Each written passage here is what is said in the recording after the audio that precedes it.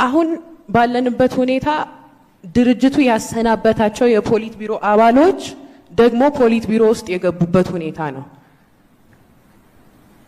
በጉባኤው ግን ጉባኤው እዚህ ላይ ድምጽ አልሰጠም። በጀስቲፊኬሽኑ የነበረው መለስ ስለሞተ ቫኪዩም ተፈጥሯል፣ ቫኪዩም መሙላት ምንችለው ደግሞ አዛውንቶቹ ብቻ ነን ነው።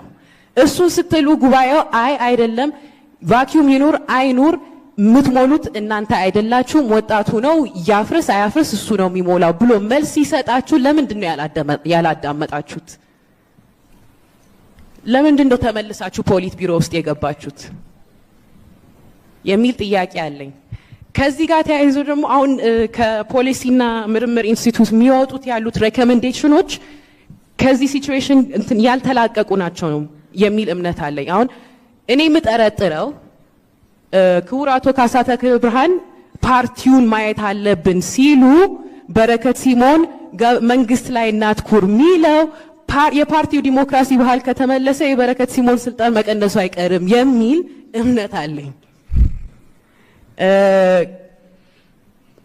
እዚህ ላይ እንትን አቦይ ሰሓት መለስ ሲሞቱ በጣም እኔ ሚስማማኝ ንግግር ሰጥቶ ነበር።